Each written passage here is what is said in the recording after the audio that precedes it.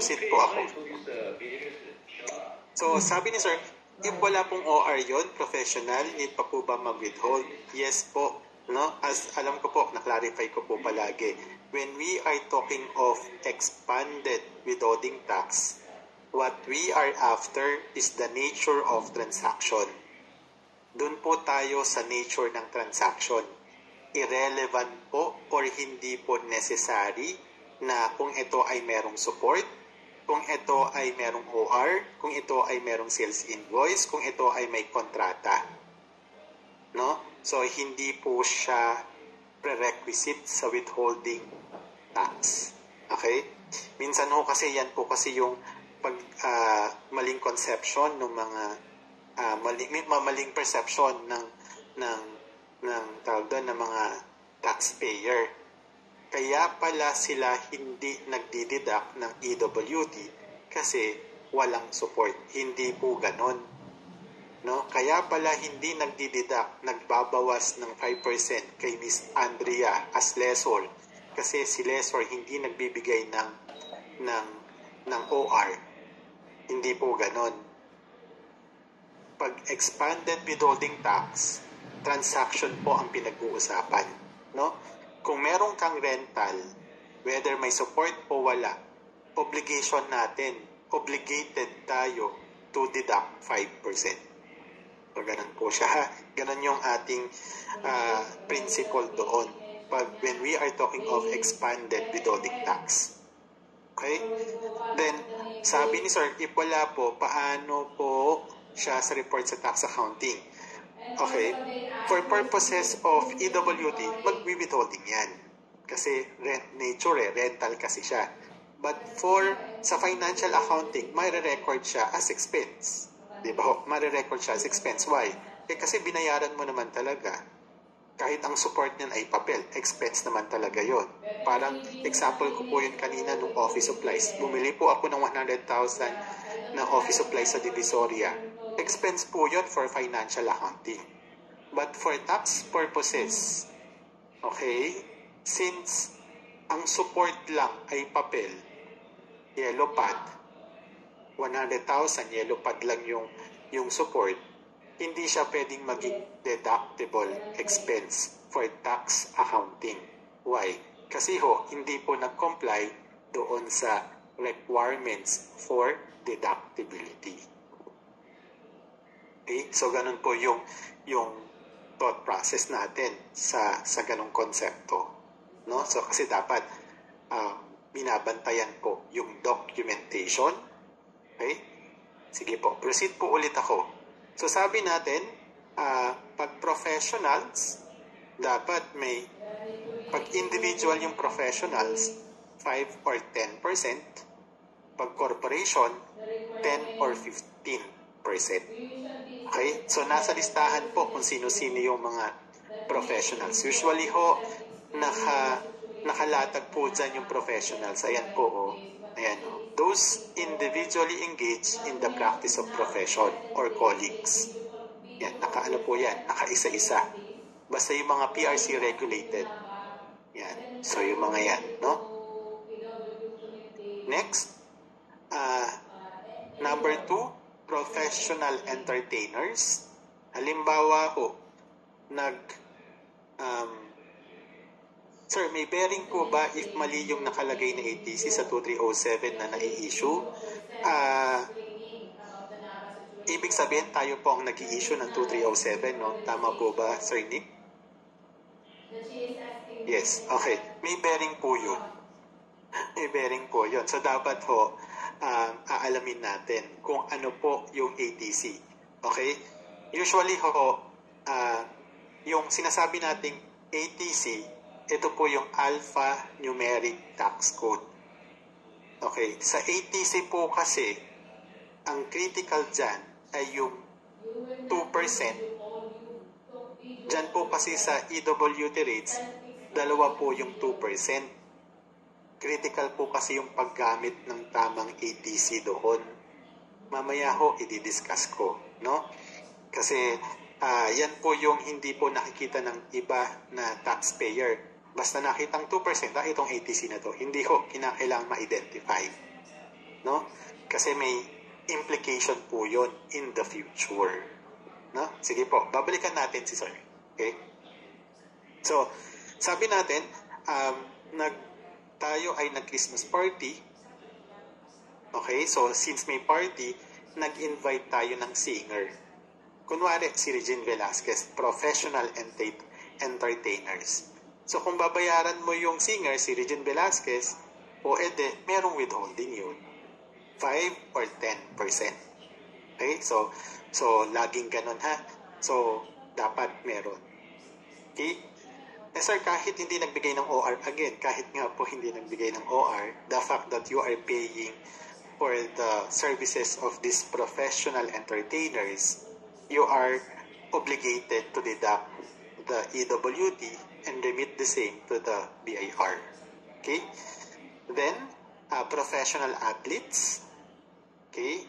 Directors and producers involved in movies. Yan. So, yung mga actresses, actors, mga actors po, kasama po yon kung meron tayong binabayaran, no? Bookkeeping agents and agencies. So, yung mga external accountant nyo na korporasyon, external accountant nyo na individual accountant na hindi namang empleyado, may withholding po yun, no? Pero kung yan ay external accountant na GPP, katulad po namin, wala pong withholding kasi kami po ay General Professional Partnership. Okay? The recipients of talent fees, fees of directors who are not employees of the company. So, may mga korporasyon po kasi na binabayaran yung directors. Okay? Binabayaran sila for the attendance ng board meetings. Etong mga directors na to hindi naman mga empleyado. So, may withholding tax po yun, no? 5 or 10%. No? So, ayan. I presume alam naman nila yun, no? Although sa totoong buhay, no, hindi yan ganong kadaling implement, lalo na kung director. Okay? Next. Kung sino-sino pa tong mga to, brokers and agents, commissions of customs, insurance, stock immigration. So lahat po yan may mga withholding.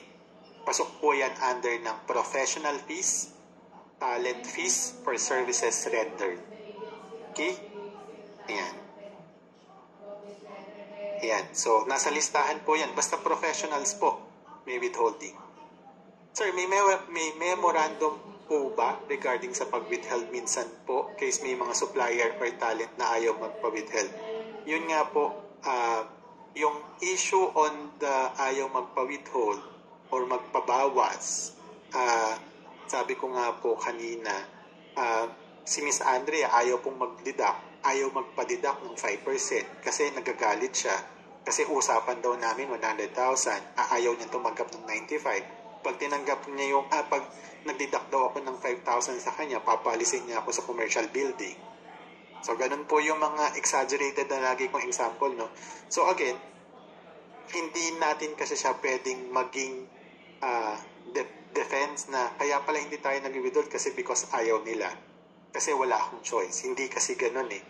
Hindi po ganun. Ang nagiging remedy po dyan, kung ayaw magpa-deduct yung kabilang party, ang nangyayari po dyan, gino-gross up. Pag sinabing gino-gross up, yung 100,000 na binibigay ko kay Miss Andrea, neto na siya ng 5%. O paano siya kino-compute? At ano yung implication nun? Ibig sabihin po kasi nung gino-gross up, share screen po ako ha, ang ibig sabihin po ng gino-gross up, ang kumakarga ng EWT ay yung company na, yung withholding agent na. Yun po ang ibig sabihin ng pag-gross up. No? Halimbawa, sabi ni Miss Andrea, Frank, ang usapan natin, 100,000 plus VAT yung ibabayad mo sa akin. Any deduction, hindi ko kasi alam yan, wala akong accountant. So, basta ang in-expect kong ma-receive sa'yo, 112,000. So, ganun siya.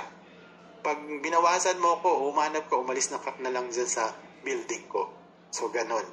Okay? So, para hindi naman magkaroon ng problem si company, si withholding agent, ang ginagawa po, yung legal way of resolving this issue, gino-gross up po yung payment. So, pag sinabi natin gross up, it is as if yung 112,000 ay net of all EWT. Paano natin siya i-gross up? O di ibig sabihin po nun, based dito sa konsepto na to, 100%, okay, times 12%, so that's 12%. Okay. So, yan po yan, 112% at less 5%. Ay, sorry. Less 5%. Ayan siya, sorry. Ayan. So, lumalabas ang dapat marireceive niya, 107%. Ito po yung 112,000. Ayan. So, para makuha yung pinakataas, o di 112, divide natin by 107%. So, 104,000 times 0.12, so yan po yung dalawa, 117, then 104,000 at 5%, 5233. Okay? So, ibig sabihin nun, pag 107,000 minus 5233, o di 112%, 112,000. So, ganyan po yung pag-compute ng gross up. So, dun sa question ni Sir, paano po kung ayaw nila? Ang lagi naming sinasuggest dyan, number 1 suggestion namin, lipat ka ng supplier kasi kaya kasi yan ayaw magpa-withhold. Una, hindi ka rin nila dinideclare. So, gusto nila nasa safe side sila, tayo ang nasa alanganin. So, ang lagi naming suggestion, if you're dealing with this kind of suppliers, look for another one. Number 2, if sabihin ng tax nung kliyente, Frank, kasi yung produkto nito, nung supplier nito, may quality. Nationwide, siya lang po ang nag-o-offer ng quality na produkto na yan. So, wala na po kaming nakikitang iba. So, number 1. Number 2, close po kasi ng may-ari yan. So, hindi namin pwedeng paltan. Okay? So, kung may mga ganong special arrangement, ang remedy talaga doon ay i-gross up. So, ito po yung pag-compute ng pag-gross up. Kung yan ay suppliers, halimbawa suppliers po, suppliers, ang cost ng materials ay 100,000. Okay? Plus VAT, okay? 12%, so total, okay? 112. In an ideal scenario, you have to deduct 2%. Kunwari lang, assuming, kunwari 2%. Diyan lang muna tayo sa computation, ha? Yung konsepto, wala pa tayo doon, ha? So, kung 2% ito, so, ang ibibigay ko lang kay supplier ay 110,000. Okay? Sabi nga nung supplier, bakit mo ko dididakan? Ang usapan namin sa tatay mo, 112. Bakit ikaw nagdididak? Basta, 112. Matagal ko na kayong sinusuplayan ng ganitong produkto. Yan dapat ang usapan, 112,000. Kung meron kang ibabawas, bahala na kayo doon. Kayo ang kakarga niyan. Okay? So, paano po ang ating algebraic expression doon? Same concept. Imbis na 5%, okay, 2% lang. So, ito yung 112,000. So, ibig sabihin, 112 divide natin by 110%.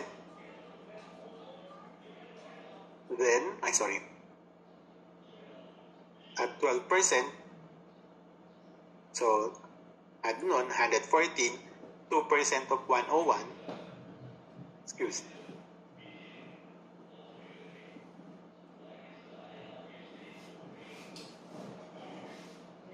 Sorry.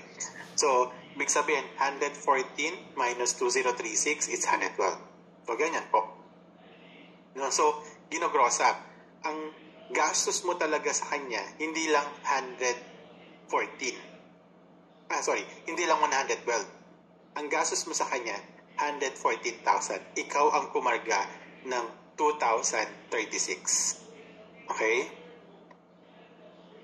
So, doon sa memorandum, yung memorandum circular po, ito po yun. Ang pinakauna po nito ay RR2-98. Merong bago po nito na pursuant na po sa train law. No? Siguro, bibigyan ko po kayo ng RR later on. No? Pero, if you are asking doon sa nagre-refuse na suppliers, wala pong ganong rule eh. So talagang it is the withholding agent's responsibility to deduct or to apply yung withholding tax rates. Okay? So again, hindi pwedeng walang withholding. So para lang po nasa safe side pa rin yung taxpayer, gino-gross up po siya. Okay? Next. Okay. Ayan. Yung sumunod po na letter ay rental. Ito po yung binabanggit ko na 5%. No? Yan. Basta rental, 5%. Okay? Yan. Yan po yung mga yan eh. Basta rentals, 5% po yan. So, wag na natin siyang isa-isahin. Next, yung susunod po na rate, 2%. So, meron na tayong mga different rates, no? 10, 5 or 10%. 10 or 15% for the professional fees. Rental, 5%. This time, contractors, 2%. So, sino-sino yung mga dededakan natin ng 2%? O yung mga general engineering contractors, building contractors, at saka yung specialty contractors. Yan. Kung nagpapagawa ka sa kanila, o bago mo bayaran yung billing, you have to deduct 2%. No? So, laging merong bawas na 2% sa mga construction company. No? So, kita naman po kung sino-sino yung mga yan. Ayan, no? Ayan. Ay, sorry. Excel pa din daw. Ayan. Ayan. Ngayon po ba, PowerPoint na?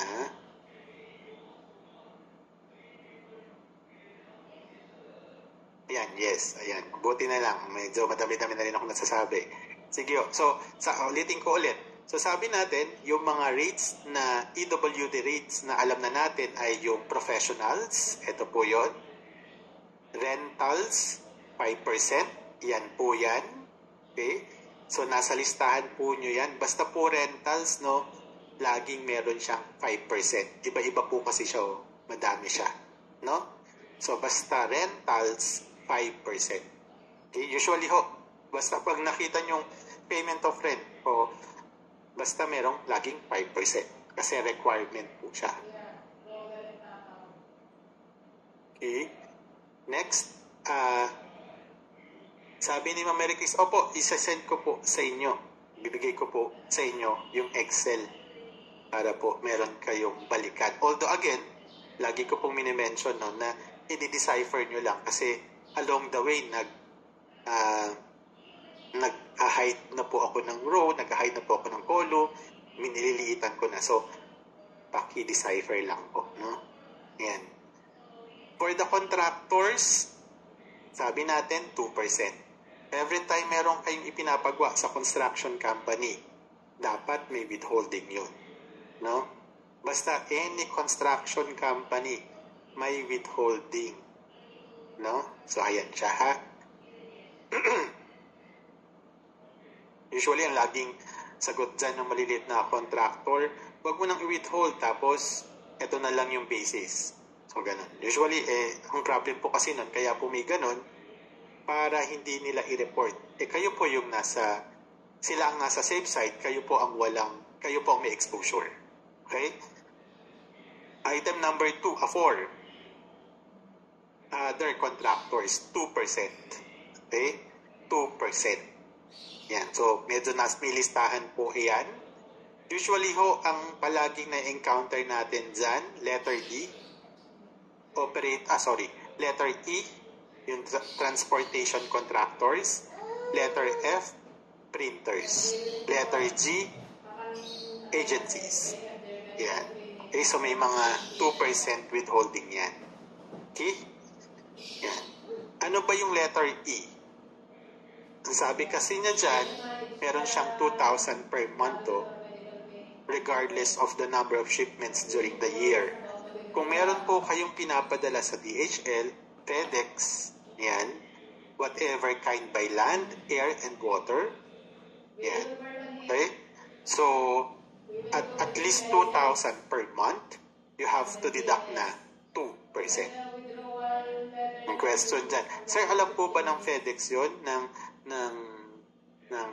ng courier company? Opo, alam po nila.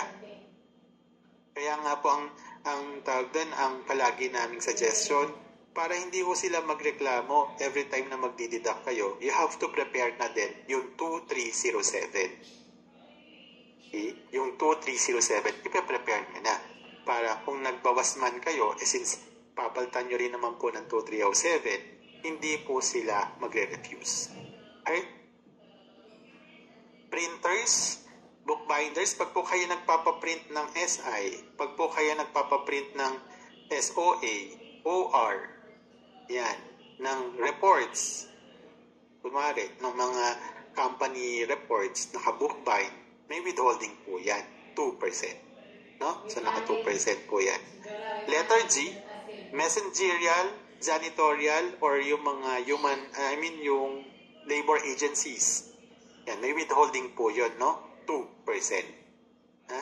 Dapat yan ay naka 2%. Okay? Ayan. Mga labor recruiting agencies or labor-only contractors, may withholding po siya, 2%. Ayan. Okay? Yan. Yung pong mga yan, listahan po ito ng dapat yung isubject sa 2%. Letter M. Ito po kasi medyo na-encounter din natin. A persons engaged in the sale of computer services, computer programmers, software program developers, designer, internet service providers, ISP. Meron kang withholding na 2%. Sino tong mga to? Si Converge. Internet service providers kasi sila. So, pag nagbabayad ka sa kanila, you have to deduct 2%.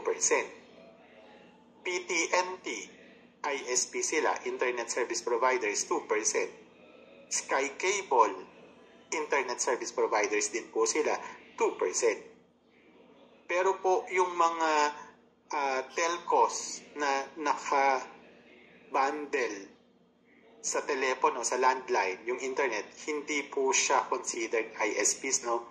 So, kasi mga landline po yun, nakabundle lang po. No? Pero kung ang kontrata nyo po talaga ay internet service provider sila, may withholding po yun. Yung nga, inabanggit ko ay mga Converge, PTNT, yan, Sky Cable, mga internet po sila. No? Then, ano pa? Persons engaged in the sale of computer services, computer programmers, software program developer, designer. So, kung ikaw ay nagpaayos ng website, designer kasi yun, no? Mga software designer yun. So, may mga withholding yun dun sa mga IT na yan. No? Kung dun sa IT company, nagpaayos ka ng computer setup mo, yung mga wiring mo, withholding tax yun, 2%. No? So, ayan siya. Okay? Ayan.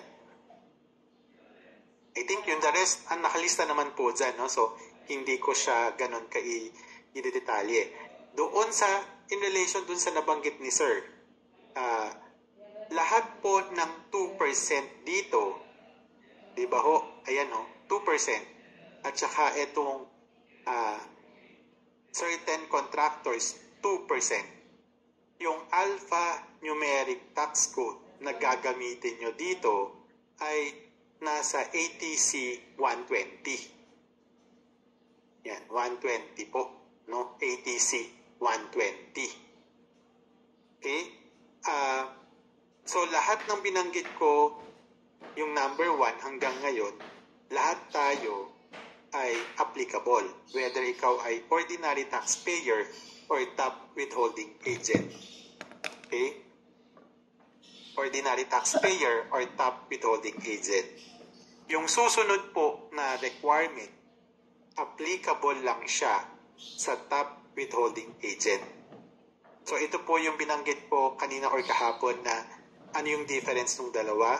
May additional po na gagawin si top withholding agent. Okay? So, kung ikaw bumili ng goods, again top withholding agent lang to ha, yung mga ordinary taxpayer, pwede nang matulog, wala nang problema dito, hindi po kayo applicable. Applicable lang ito sa mga top withholding agent. Okay? As mentioned kahapon, yung pag na-notify na top withholding agent, so may rules po yun ha.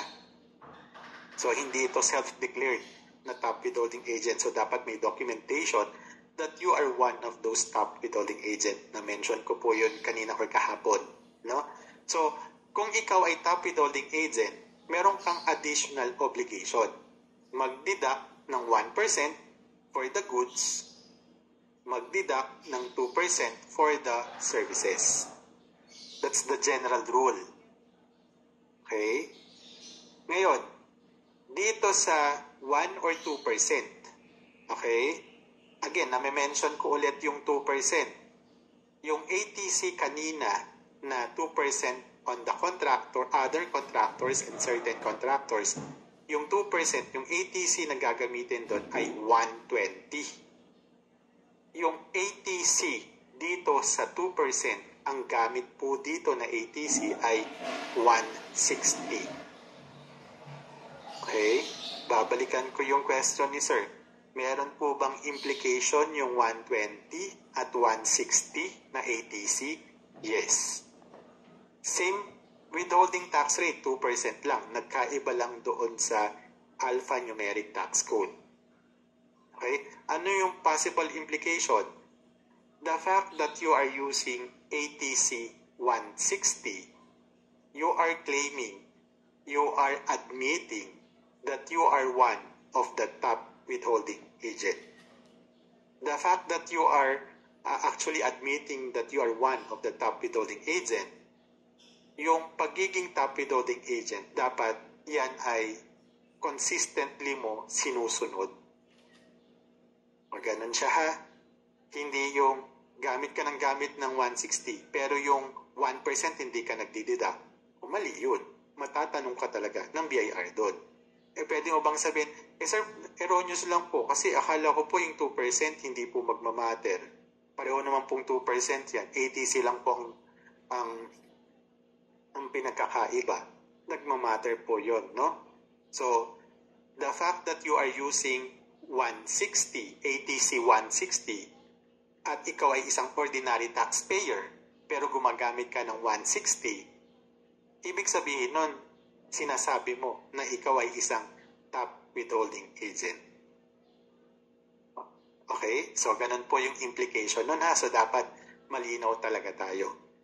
Okay? So, dito, kung ikaw ay top withholding agent at bumibili ka ng goods sa suppliers mo, required ka to deduct 1%. Pag services, required ka to deduct 2%. Provided, so may mga requirements, no? Ito na yung susunod na provided that these suppliers of goods or this supplier of services are considered regular suppliers. Okay? Makukonsider lang siya as regular suppliers kung, o ito po yung provided further, yung amount involved ay more than 10,000 Okay? For the year or for that transaction. So yung amount involved doon sa payment of goods or services ay more than 10,000. That's one of the requirement. Or yung number of transactions for the payment of goods or services ay at least 6 transactions for the year. So kung nag-fall siya doon sa dalawang requirement na yon, yung suppliers na yon ng goods or services will be considered as regular suppliers. If that's the case, every time you have payments to those suppliers ng goods or services, tayo as withholding agent, as top withholding agent, you have to deduct 2%, ATC 160, you have to deduct 1%, ATC 158. O ganun po siya ha. So applicable lang po iyon sa mga top withholding agent. Sino-sino yung mga services? Kanina ho, hindi po applicable dito yung mga ordinary taxpayer, no? Payment to Meralco. So kung ikaw ay top withholding agent, magdeduct ka ng 2%. Services kasi siya. Kung ikaw ay ordinary taxpayer, wala kang pakialam kasi hindi ka naman required magdeduct ng 2%. Why? Kasi hindi ka naman with top withholding agent. Okay? Klaro ha? Ang tinatanong dito ay tayo. Ang tinatanong dito na top withholding agent are the one paying the expense. Minsan ho kasi nababaliktad. Ang top withholding agent daw ay si Meralco kaya nagdideduct ka ng 2%. Hindi po ganun. Ibig sabihin po nung top withholding agent, tayo po yun withholding agent po. Kung tayo po ay withholding agent, any payments mo ng goods or services, you have to consider yung regular suppliers. Kung considered sila as regular suppliers, 1%, 2% magdeduct ka.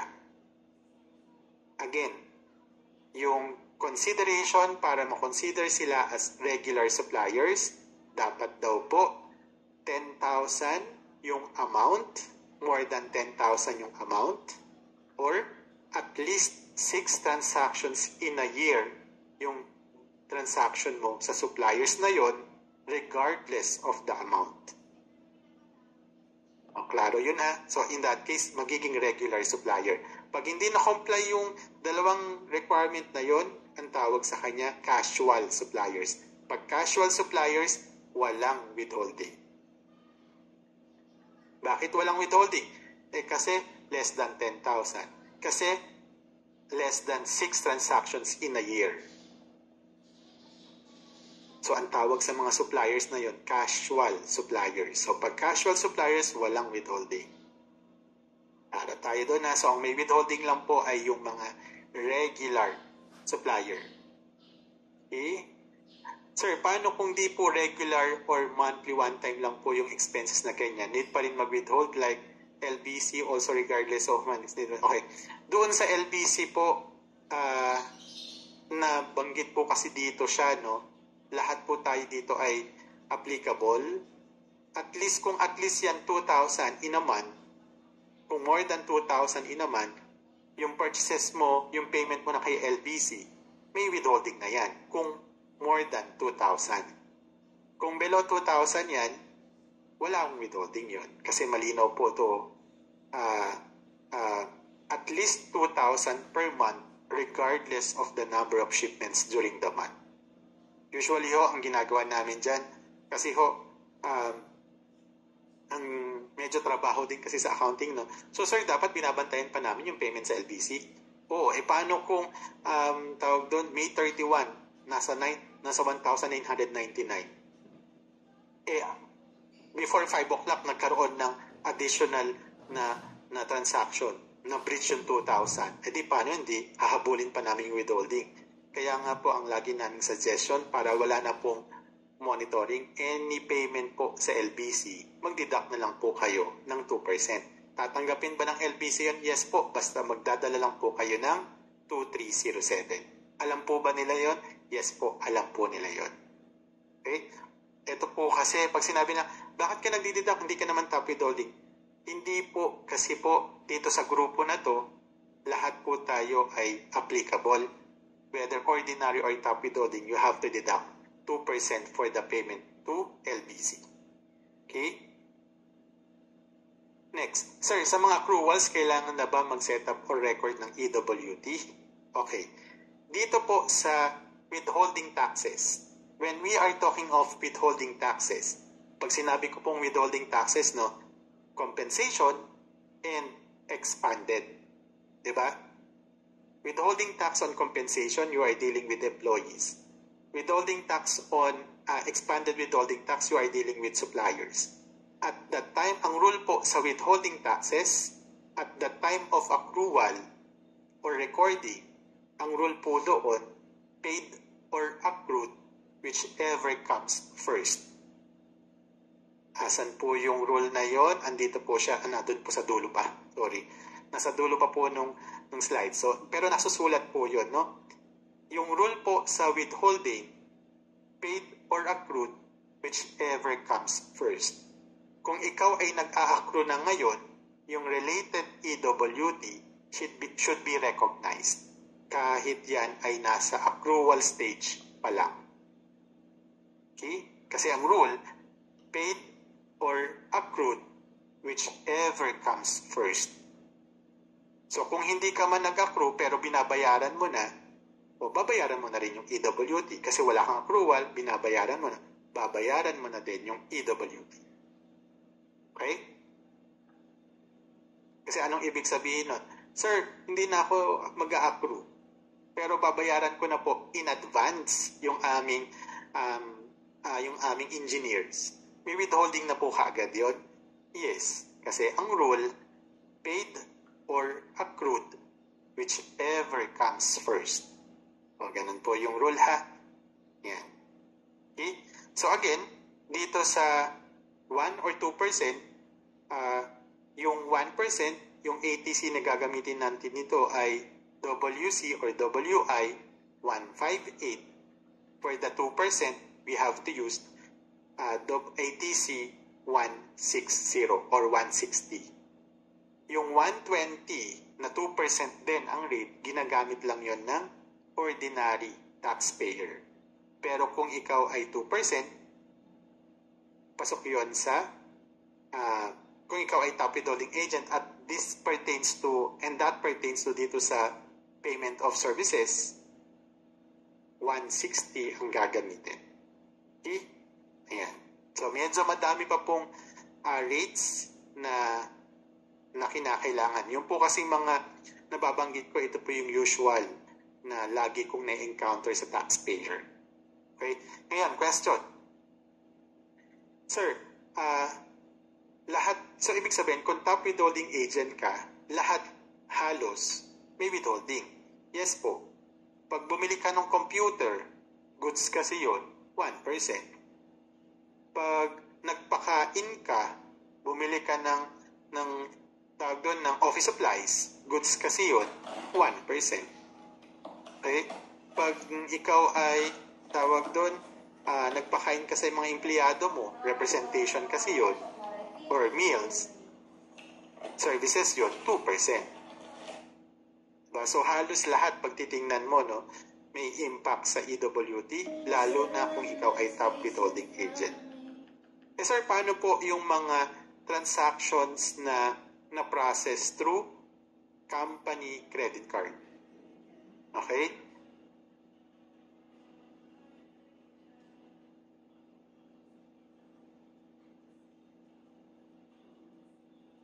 Kung iyan ay company credit card, payment of expenses through company credit card, sabi ng revenue regulation, pwede nang hindi ka mag-deduct ng withholding tax. Why? Kasi ho, yung merchant bank, siya na po ang mag-deduct nun kay supplier.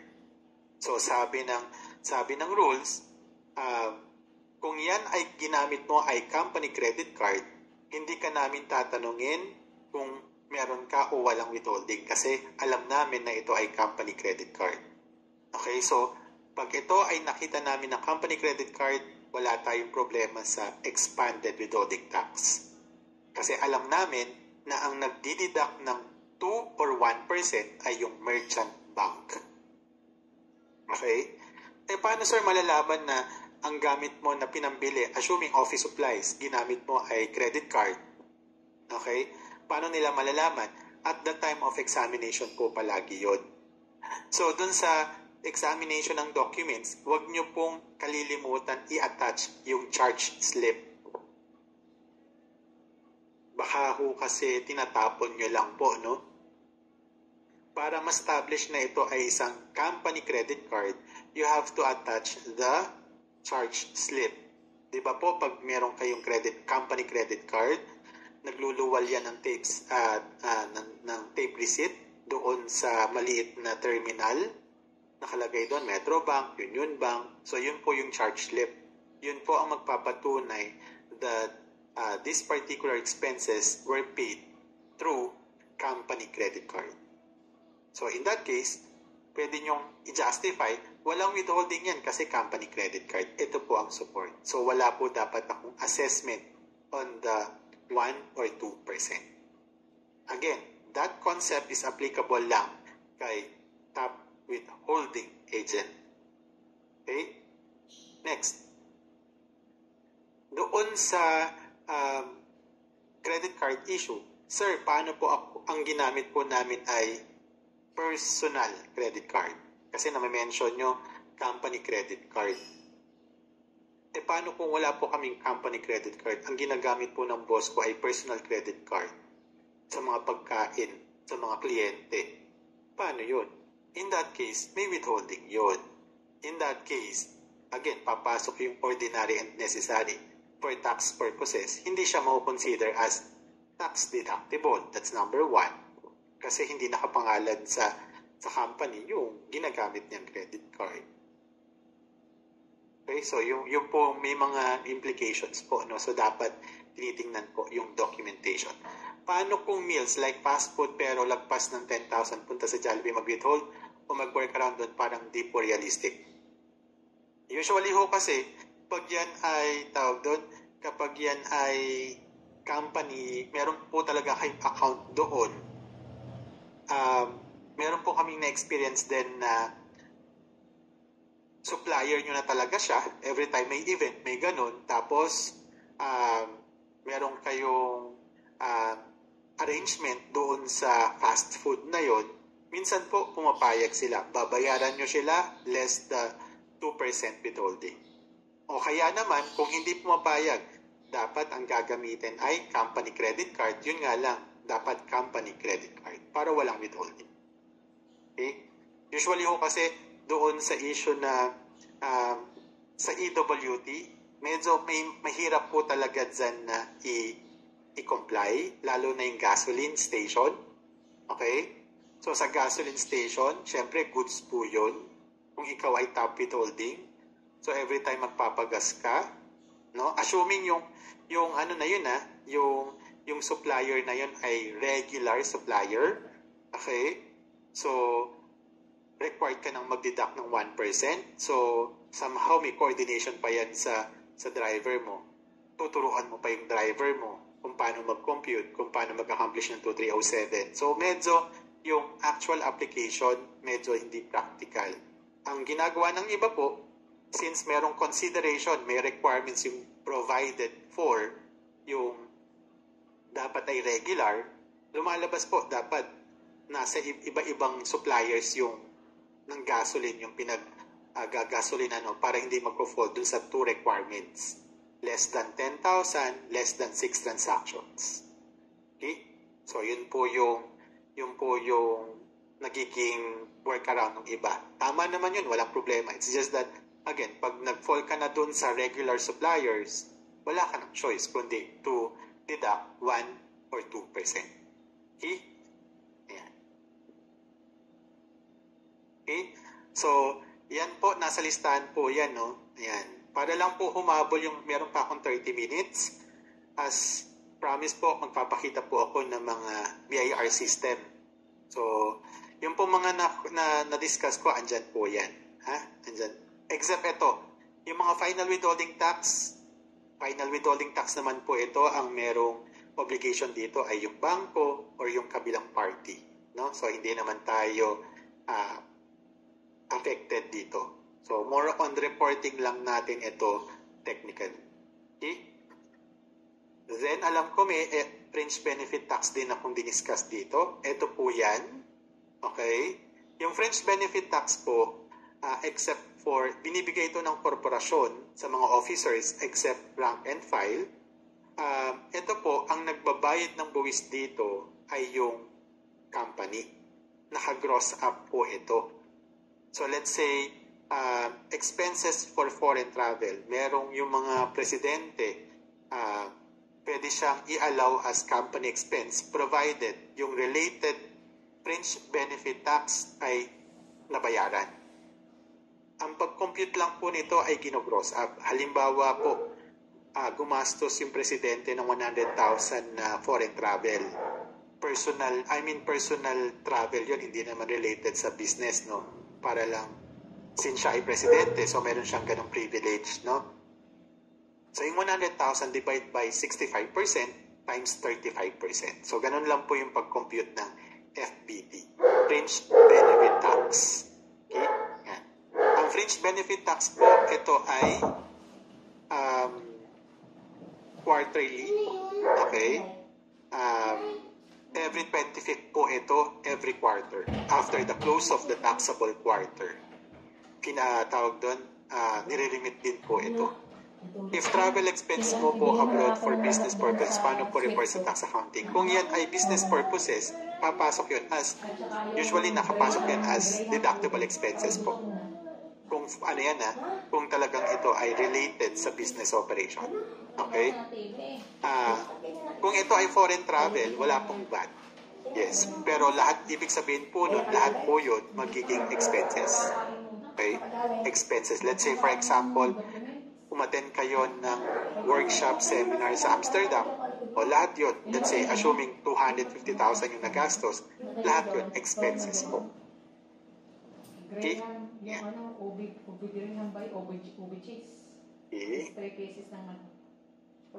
So, ayan po yung mga, ito po yung binabanggit ko. 35%. Yan. Okay. Ito po yung 1,600 na